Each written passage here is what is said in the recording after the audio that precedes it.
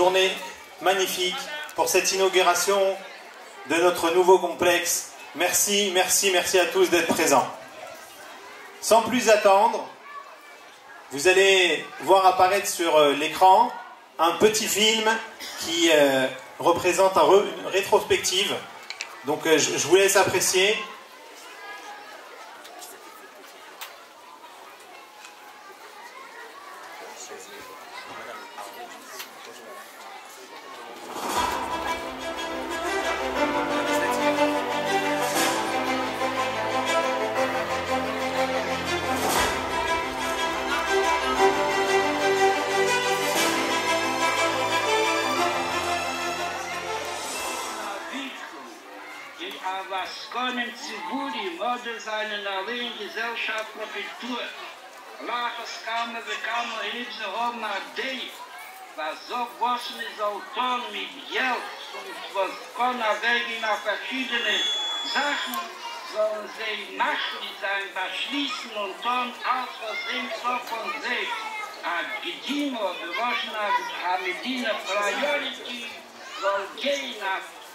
Education, wenn wir uns das da nachvollziehen, Idene Niedigkeit, in Emmes Niedigkeit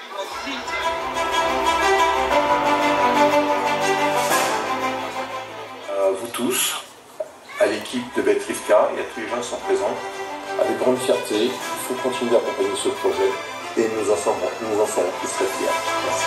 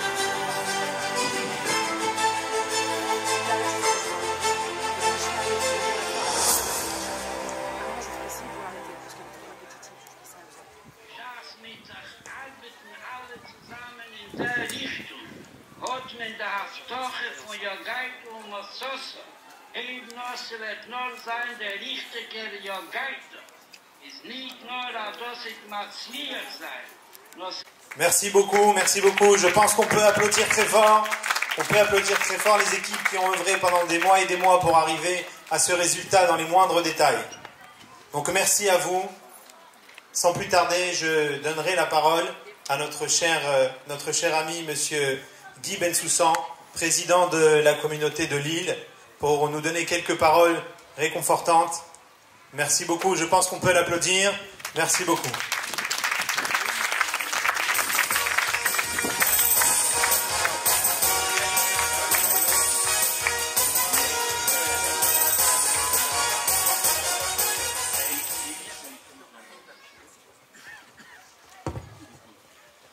Monsieur le grand rabbin de France, mon cher Chaim, Monsieur Rabat, mon cher Joseph, ma chère épouse Jacqueline, ma sœur Michel qui s'est trompée de duo, qui a lu l'invitation à l'envers.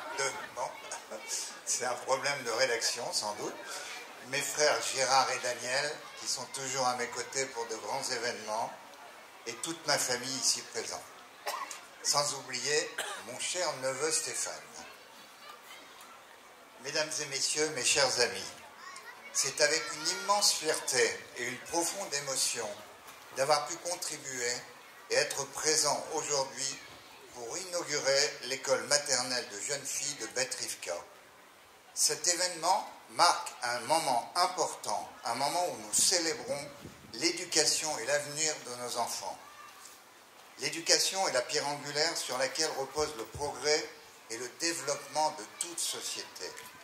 En investissant dans l'éducation de nos jeunes filles, nous investissons dans l'avenir même de notre communauté. Nous croyons fermement en l'égalité des chances et en l'importance de fournir à chaque instant, à chaque enfant, un accès à une éducation de qualité. L'ouverture de cette école maternelle est le fruit d'un travail acharné et de dévouement. Je tiens à exprimer ma profonde gratitude à tous ceux qui ont contribué à la réalisation de ce projet, des fondateurs aux enseignants, en passant par le personnel administratif. Remercions celles et ceux qui consacrent leur temps et leur énergie à assurer le succès de nos élèves. À travers cette école, nous aspirons à créer un environnement chaleureux et stimulant où chaque enfant se sentira valorisé, encouragé et soutenu dans son développement.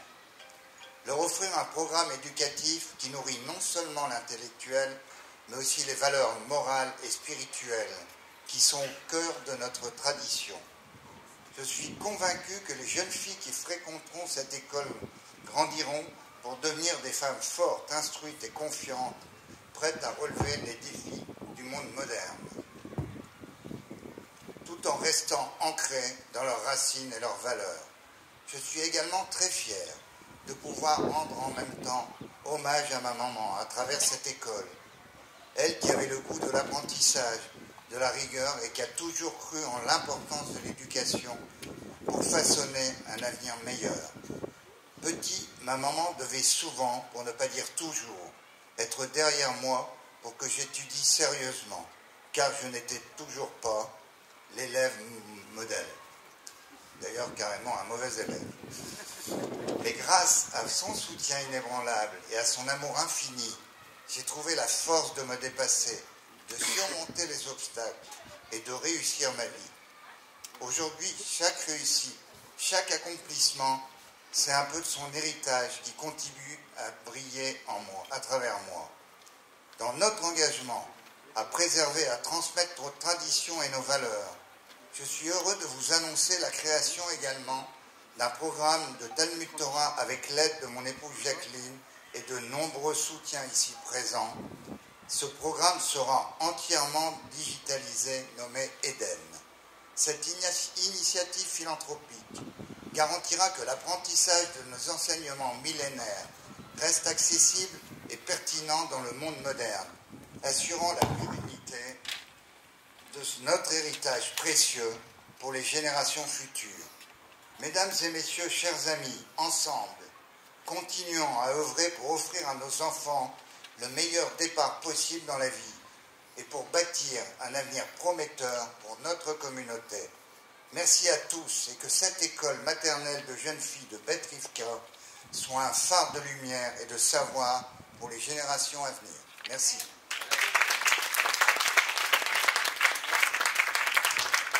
Merci beaucoup. Merci beaucoup, Monsieur Bensoussan. Qu'Akadosh Baruch Hu, que Dieu puisse vous accorder la santé, la prospérité dans tous les domaines, à vous, à votre femme, à vos enfants et à toute votre famille, ainsi qu'à tout le monde présent. Mesdames, Messieurs, nous avons l'honneur d'avoir parmi nous le grand rabbin de France, le Rav Chaim Korshia. Avec un grand respect, nous l'accueillons, s'il vous plaît. Merci beaucoup.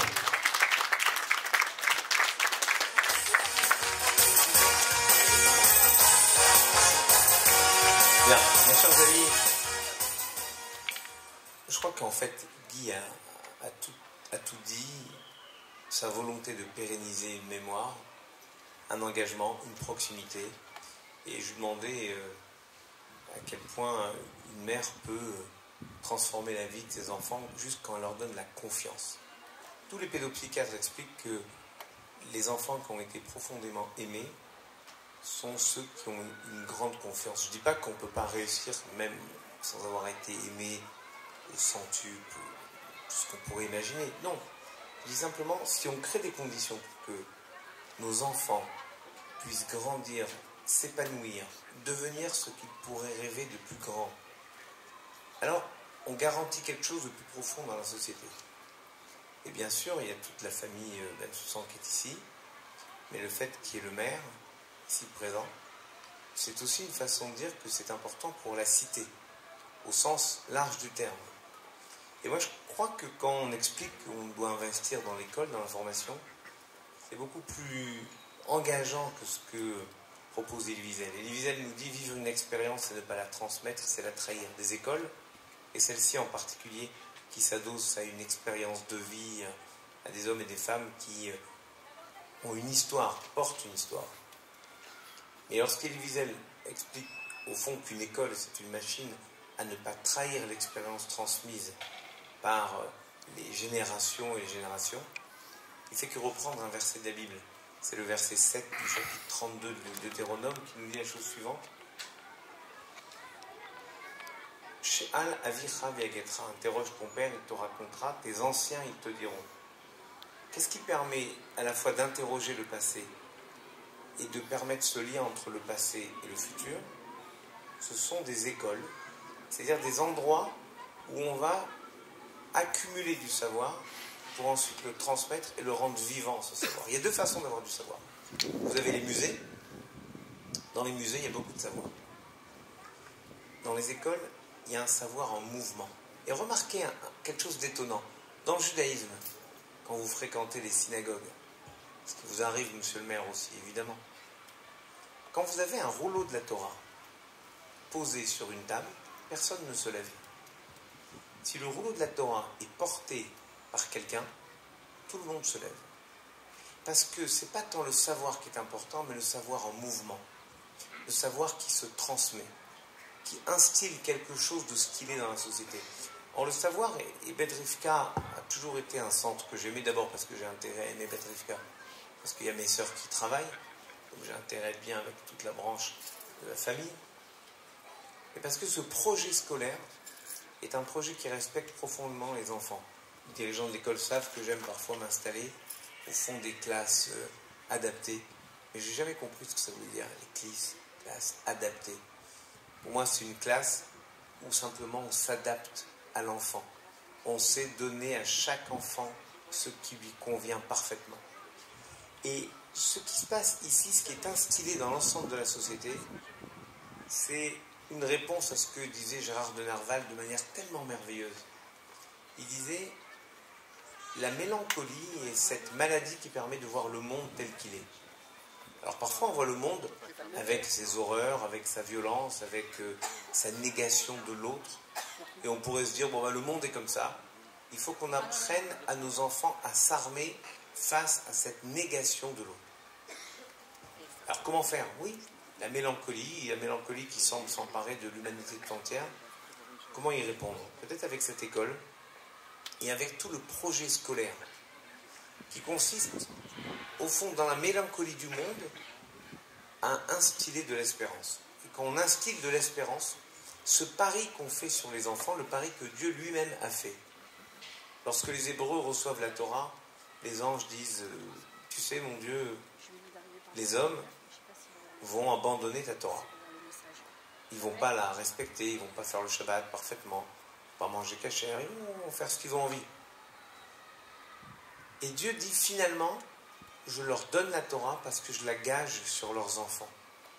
Je la gage sur toute la potentialité que recèle cette école, que recèle chaque école dans le monde. Celle qui permet de dire, je ne sais pas ce que je sais faire, je ne sais pas ce que je vais faire, mais je sais que je vais apprendre aux enfants, après moi, à faire un peu mieux, juste un peu mieux.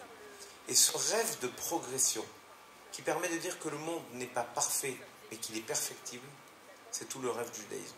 Et quand il rencontre l'espérance de la République, on a un bâtiment comme celui-ci, où on a des volontés croisées qui lui permettent d'émerger de nos rêves, d'émerger du sol, et de permettre d'avoir une façon de construire la jeunesse qui sera une jeunesse parfaitement française, parfaitement et authentiquement juive, c'est-à-dire à la convergence des deux aspirations, celle de liberté, d'égalité, de fraternité, et celle d'espérance. Si on conjugue l'espérance à la liberté, à l'égalité, à la fraternité, on a une façon de transformer la société, et en hébreu ça s'appelle du tikkun olam. Mon cher Guy, en donnant frères, et même ta sœur qui est absente, mais d'une certaine manière elle est là, puisqu'elle aurait voulu être là si elle avait su lire l'invitation. Donc ça arrive à tout le monde. Alors moi, j'adorerais avoir ça dorénavant, c'est ce que je prendrais comme excuse. J'ai mal lu l'invitation. Et tu sais comment c'est bon ça? C'est formidable. Mais toute ta famille peut se dire que finalement votre maman est vivante. Parce que quelle est la différence entre vivant et mort? Mort, c'est qu'on n'est plus actif sur les autres. Vivant, c'est qu'on est encore actif sur les autres. Et le Talmud nous dit, quelqu'un même mort, s'il arrive à transformer la vie des vivants, alors Nikra Chai, il est appelé vivant. Et bien c'est exactement ce que vous faites. Votre maman est toujours vivante parce qu'elle va transformer la vie de ses enfants. Elle va leur permettre de réparer le monde, de nous réparer personnellement. Et c'est peut-être le plus beau rêve qu'on peut partager ensemble. Mazal Tov.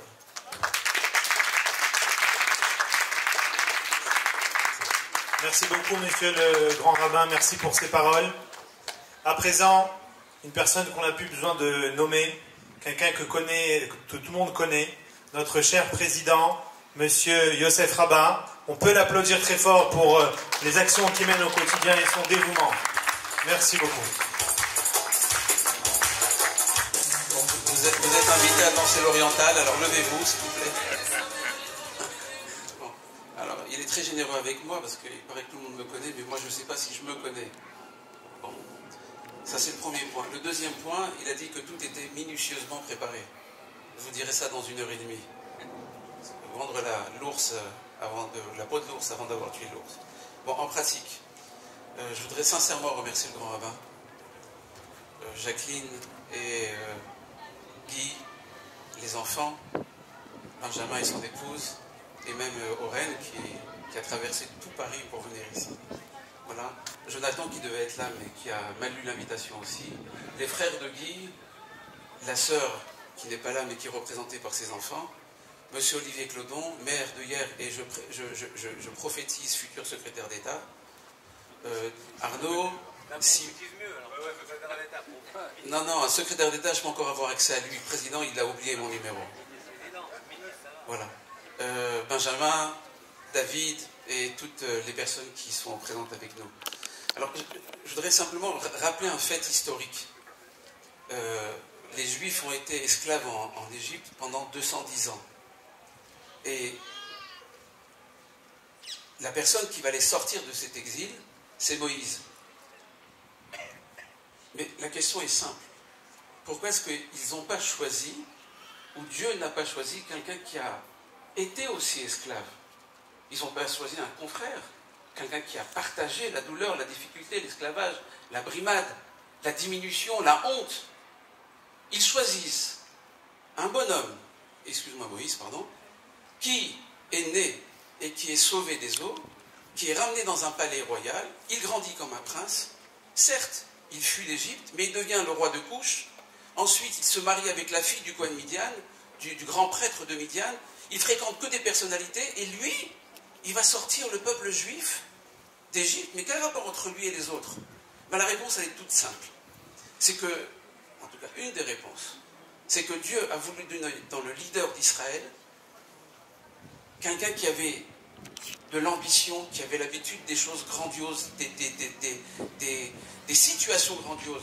Et comment voulez-vous qu'un esclave dirige un peuple qui allait devenir un peuple libre? Ça allait devenir un peuple libre esclave. Tandis que là, à sa tête, ils avaient un leader qui avait fréquenté les grands du monde. Et j'ai envie de vous dire merci à vous aujourd'hui, parce que vous êtes des hommes d'affaires, ou des grands rabbins de France, des grands rabbins de Lille, des personnalités. Le maire d'hier, ses collaboratrices. Vous avez que ça à faire de claquer 2 heures de votre temps pour venir vous occuper de dévoiler une petite plaque. En réalité, je vais vous dire, c'est quoi la réponse? Pour moi, c'est que vous considérez que l'essentiel de la vie d'un homme, c'est l'éducation. C'est l'éducation d'enfants. Et c'est l'éducation d'enfants qui, des fois, n'ont pas la chance de naître dans un milieu favorable. Ou alors, tout simplement, qui n'ont pas la chance de naître avec des facultés intellectuelles qui lui donnent la possibilité de pouvoir être le numéro 1 de la classe. Et qui va être mis dans les mains de personnes, de professeurs, d'enseignants, de femmes de ménage, de cuisiniers, d'intendants, de comptables, qui vont continuer à être votre relais. Alors, j'aimerais sincèrement vous dire merci. Parce que quand un enfant, ou quand le personnel de Betrivka voit des personnes et des personnalités venir s'intéresser à eux, alors ça lui donne la force à lui de rebondir et d'espérer dans la vie avec l'aide de Dieu. Alors Guy, Jacqueline et Guy, c'est votre bâtiment. C'est le bâtiment qui va être inauguré au nom de votre maman. Alors c'est maintenant le vôtre. Vous allez devoir vous occuper aussi de l'entretien, du mariage des enfants. Grâce à Dieu, vous allez en avoir tous les ans 200 ou 300. Préparez. Et en général, tu aimes faire les choses bien et correctement. Donc, je vous passe le relais maintenant. Que Dieu vous donne une longue vie et que tu continues à être la personne que tu es et qui te donne toujours l'impulsion, parce que je t'ai écouté dans ton discours, je me disais, je crois qu'il est un tout petit peu plus jeune que moi. Parce que tu penses déjà à faire d'autres choses encore. Alors, merci à vous tous. Et merci au grand rabbin et à toutes les personnes et personnalités qui sont là. Pour ne pas perdre de temps, je vais faire l'introduction de notre ami qui va clôturer ses discours, Olivier, futur président de la République de France. Et je pense qu'il va nous dire des mots qui sortent du cœur. Reste avec moi. J'ai commencé secrétaire d'État il y a 10 minutes. J'ai terminé président, c'est pas mal, j'aurais dû rester assis encore un petit peu. Bon, pardon. Bon, je suis très heureux d'être là en ami. Je salue en plus vraiment des amis. Raïm, que je suis heureux de retrouver. Joseph, avec qui je passe énormément de temps, il faut que vous le sachiez. Guy. Comment ? Pas assez. Bon, pourtant je peux vous dire qu'on en passe du temps ensemble. On se faisait une remarque avec Raïm, c'est que si on avait su que ça durait 2 heures, on serait pas venu. Hein. Donc on nous a dit un quart d'heure. T'avais ça, Raïm, toi, un quart d'heure. Et vous tous, c'est pareil. Vous avez dit une demi-heure. Une demi-heure, 3/4 d'heure, Joseph. Bon, non, très sérieusement, vous dire à quel point je suis heureux d'être ici, de partager ce moment. Moi, c'est une joie toujours de venir à Betrivka. Benjamin le sait, toutes les personnes qui sont ici le savent. Toute l'équipe de Betrivka que je finis par bien connaître maintenant. Et les enfants, moi, je me sens à la maison à Betrivka, c'est comme ça. Voilà. J'y viens souvent et je passe du temps. Alors, je fais un peu comme toi, Rémi. J'aime bien m'immerger, aller dans les salles, et écouter, regarder, prendre des idées, parce que je peux vous dire que ce qui se passe ici dans l'école de Betrivka, il n'y a pas seulement l'excellence de l'enseignement, il y a toute l'excellence de l'éducation, avec tout ce que ce mot comporte. Quand on rentre dans une classe à Betrivka, les enfants font silence, ils se lèvent. Quand je rentre dans une classe, dans une autre école, hier, l'institutrice a un mal fou à réclamer le silence, et les enfants ne se lèvent plus depuis longtemps. C'est un détail, mais c'est un détail très important, et qui compte beaucoup, et qui veut dire quoi ? Qui veut dire qu'à Betrivka, eh bien, on s'est enseigné, on s'est préparé pour demain, on s'est éduqué, et vous tous qui êtes ici, qui participez à cet édifice, à ce magnifique édifice, aujourd'hui, l'inauguration de cette école maternelle, mais précédemment, tout ce qu'on a pu inaugurer ensemble et faire ensemble, Joseph, eh bien vous tous qui êtes ici, vous contribuez à ça. Et ça, c'est finalement la plus belle chose, la plus belle chance, peut-être le plus beau trésor de Betrivka. Et en tant que maire, et je voudrais saluer la présence de ma première adjointe, Nicole Lamotte, et de ma collaboratrice Sylvie, qui travaille avec moi, qui accueille souvent Joseph, hein, qui a beaucoup d'échanges aussi, les deux, Nicole et Sylvie, avec toi, et elles adorent Joseph. Je peux le dire, elles l'apprécient beaucoup. De temps en temps. Modestement, avec mon équipe municipale, nous, notre mission, je ne veux pas dire notre travail, je veux dire notre mission, c'est de permettre aussi que ça existe, et que ça existe dans un contexte, qui est le contexte de la région parisienne, de l'Île-de-France, qui est un contexte pas facile, que vous connaissez. Je ne parle évidemment pas du contexte mondial et international, ça n'a pas sa place ici, mais le contexte local qui peut être compliqué si on n'y prête pas attention et si on ne fait pas ce qu'il faut pour que ça marche. Et ça marche, ça veut dire quoi? Ça veut dire garantir la sécurité pour que chacun puisse évidemment vivre son judaïsme ailleurs en paix et en sérénité, et c'est le cas.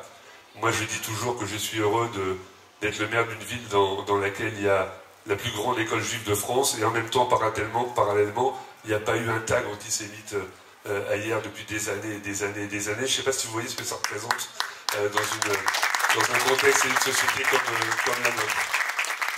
Alors on travaille beaucoup pour ça, Avec Joseph, on travaille beaucoup sur les questions de sécurité. Et ben voilà, modestement, nous, alors, il y a évidemment le bâtir ensemble aussi, et construire ensemble, parce que la maire, ça délivre aussi les permis de construire. Mais c'est pas ça l'important. L'important, c'est de permettre à cette école de persévérer, de continuer, de vous accompagner sur ce chemin de l'excellence et de la vie. Et moi, en tout cas, aussi longtemps que je serai maire, vous pourrez compter sur moi et vous m'aurez à vos côtés, en tant que maire, mais en tant qu'homme et en tant qu'ami aussi, et peut-être encore plus largement, pour continuer à développer Betrifka avec Joseph et avec vous tous. Voilà, je vous souhaite un très bel après-midi. Je vois que les enfants trépignent, alors je vais pas être plus long. Merci beaucoup. Un instant pour tout simplement remercier les directeurs de cette institution qui sont fantastiques et qui se donnent à l'œuvre tous les jours. Donc je ne veux pas les citer pour ne pas commettre d'impair, et on laisse suivre le programme. Merci beaucoup. Merci beaucoup. Juste le temps que les enfants vont juste venir s'installer. En petite musique, et ensuite j'introduis. Merci beaucoup.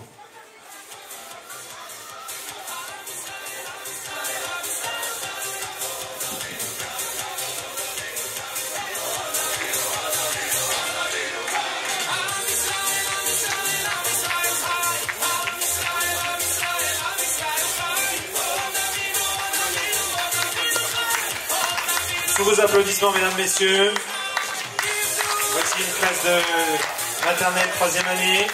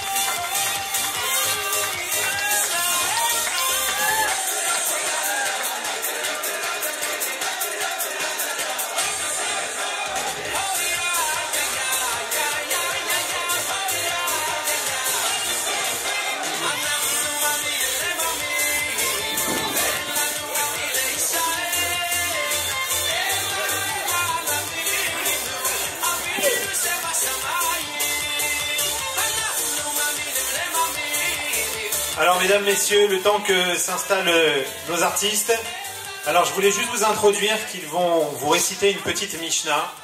Alors, une Mishnah, c'est un maxime qui vient d'une maxime des pères, qui veut nous apporter un message important, qui s'adresse à tout le monde, en particulier à monsieur Bensoussan ici présent, de la deuxième Mishnah, et bien sûr, il y a toute la famille qui sont là.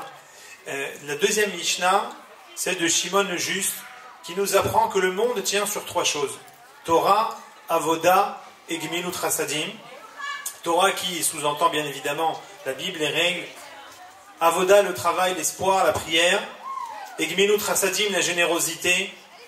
Donc le message est clair pour vous remercier. Merci beaucoup.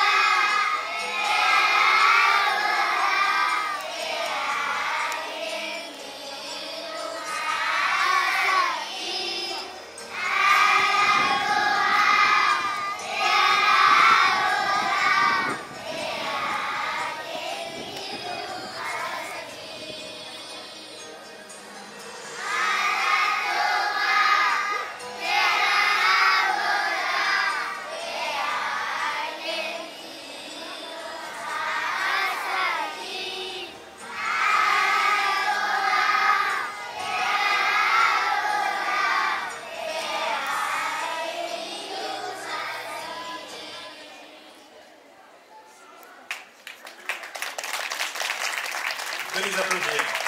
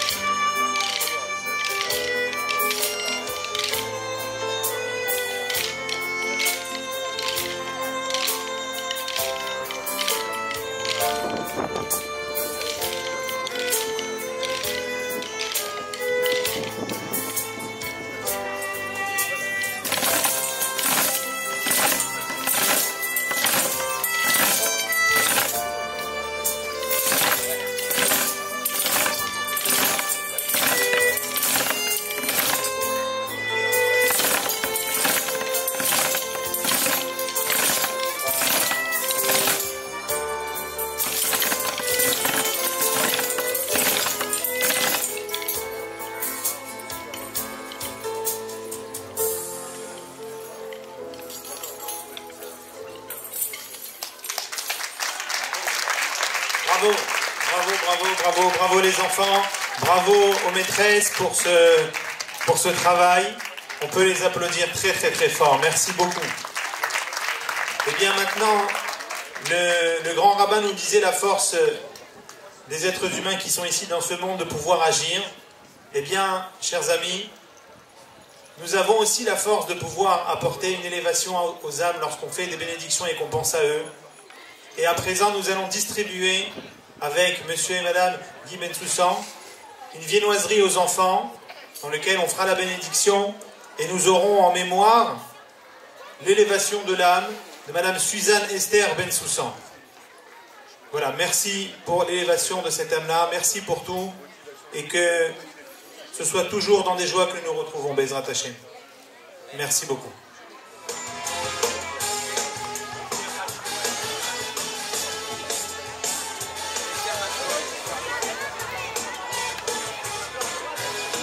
Ah ben c'est bon alors, ils vont donner aux enfants. Bon c'est pas grave, venez, venez, venez.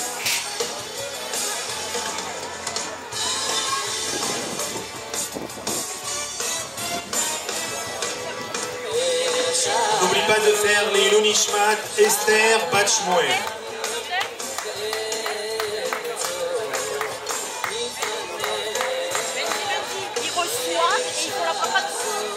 Les enfants, on va faire tous la bracha ensemble, donc on ne le mange pas. On ne mange pas encore, on peut l'ouvrir, le préparer, et nous allons tous faire ensemble la bénédiction.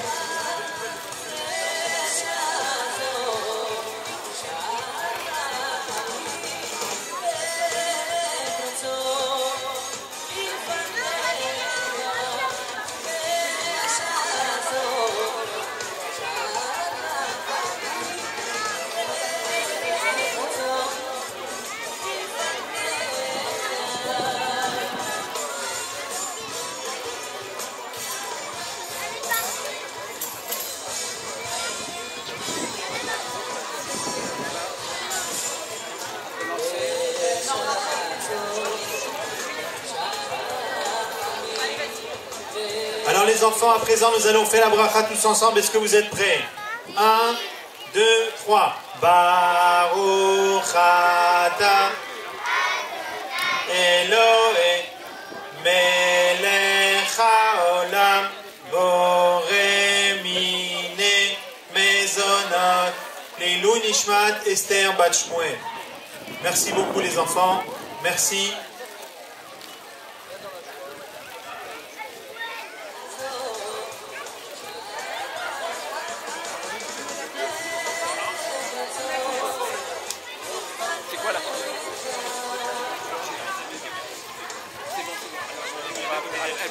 Toute la famille va être sous ça.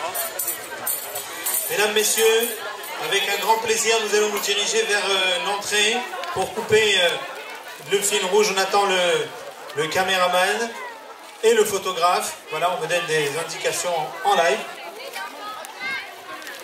Alors on appelle la famille, bien sûr, la famille Bensoussan.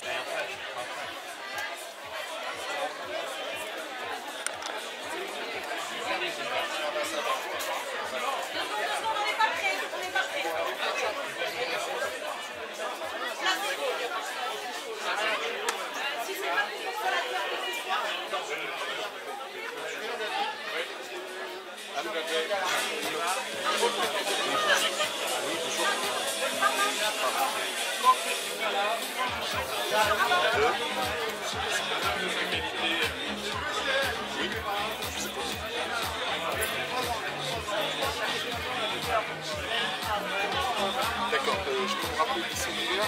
Je fais une tournage comme ça. C'est gentil. Merci à vous.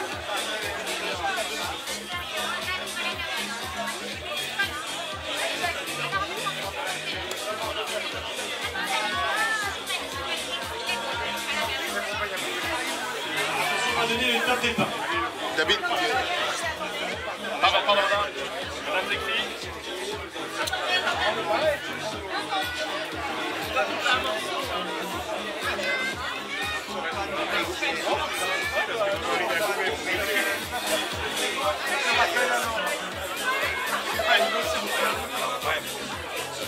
Monsieur Beau, l'architecte, et Monsieur Combarel, le constructeur. Venez à côté de nous. Monsieur Beau et Combarel, vous êtes où? Voilà. Il n'y a pas besoin de ça là, c'est comme ça va. Ouais, parce que ça me Israël, bloque. qui vient direct du Nigeria, Israël Usan, l'émissaire du radio nigérien. Voilà, on remercie. Heureusement. Vous avez des ciseaux? Voilà, Ravisant bien que des nous. Benjamin.